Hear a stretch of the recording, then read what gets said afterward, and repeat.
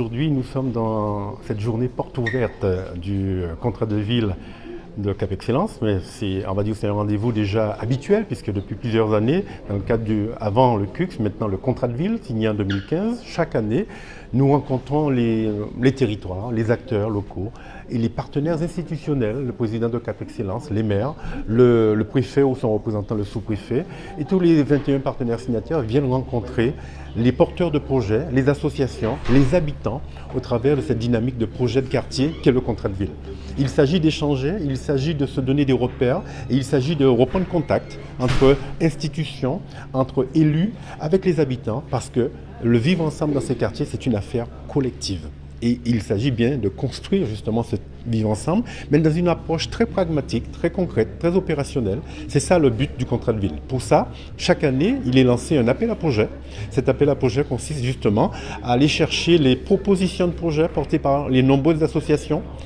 Nous sommes une politique participative, c'est une action publique qui intègre les propositions faites par les habitants au travers de la vie associative, en matière de cohésion sociale, en matière de cadre de vie, en matière d'insertion et d'emploi. Et justement, cet appel à projet consiste à dire, présentez-nous des projets, nous allons vous soutenir, nous allons vous permettre de les réaliser au profit des habitants des quartiers. C'est ça l'objet de ce jour. Et bien entendu, vous l'avez vu, beaucoup d'associations. L'an dernier, cette année 2007, la programmation a été portée par plus de 152 associations, près de 300 projets financés. Là, nous avons quand même presque tout le tissu associatif qui est représenté et l'ensemble des partenaires institutionnels, les services des villes, les services de la CAF. Tout le monde est là, justement. C'est la journée familiale du contrat de ville et du projet de territoire.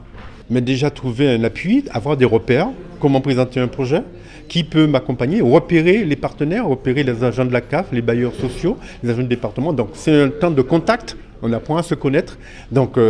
ensuite, un accompagnement. À partir de cette connaissance, de ce premier contact aussi, de dire comment j'ai une idée de projet, comment passer à un projet, comment le réaliser. C'est aussi une journée d'accompagnement,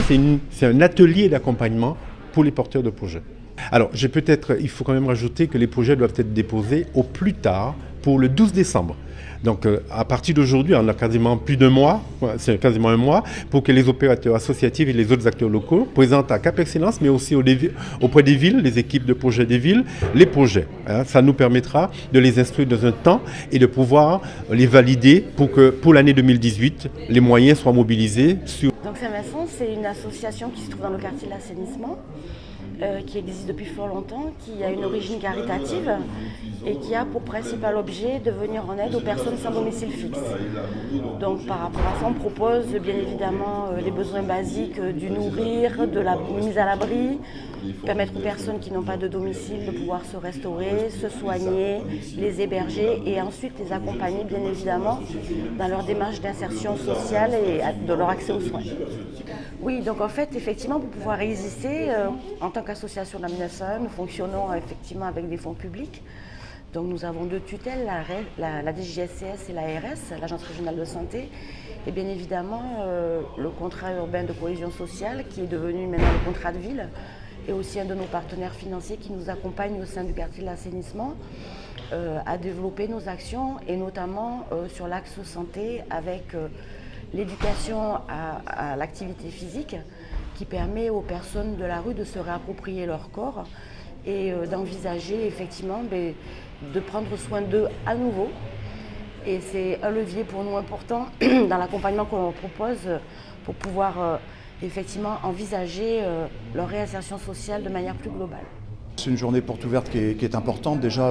en raison de la participation, il y a plus de 200 personnes qui sont présentes ici et ça montre bien toute la mobilisation du secteur associatif autour de la politique de la ville. Comme vous le savez, l'État est un acteur majeur de la politique de la ville, mais un acteur qui agit en partenariat étroit avec l'ensemble des collectivités qui sont concernées. Et je suis heureux d'être présent aujourd'hui parce que la politique de la ville, c'est une politique qui est destinée en priorité aux Guadeloupéens qui en ont le plus besoin. Et ça touche des droits fondamentaux comme le droit à la sécurité, le droit à la santé, le droit à l'éducation et puis également le droit au logement. Et je voudrais rappeler qu'en matière de sécurité, Nous sommes très engagés ici sur l'agglomération pointoise avec des moyens qui ont été renforcés à partir du mois de septembre 2016, moyens qui permettent aujourd'hui une amélioration sensible en matière de tranquillité publique, mais qui nous invitent aussi à aller encore plus loin et à être vigilants sur 2 ou 3 points qui restent des points de préoccupation. Je pense en particulier au vol à main armée et aux homicides. Et puis, chacun sait que la politique de la ville, elle est menée en étroite relation avec la rénovation urbaine. Et sur la rénovation urbaine, il y a aussi 2 gros programmes qui sont engagés à Pointe-à-Pitre et aux Abîmes, et qu'un nouveau programme va être engagé avant la fin de l'année, puisque un comité d'engagement devrait se dérouler au mois de décembre, qui définira les orientations prioritaires du nouveau programme de rénovation urbaine qui sera porté par CAPEX. Donc vous voyez, la présence de l'État est ici totalement justifiée, parce que nous sommes bien entendu à l'origine de ces actions menées dans le cadre de la politique de la ville, et que nous sommes partenaires et que nous souhaitons que nos interventions aient un effet de levier et permettent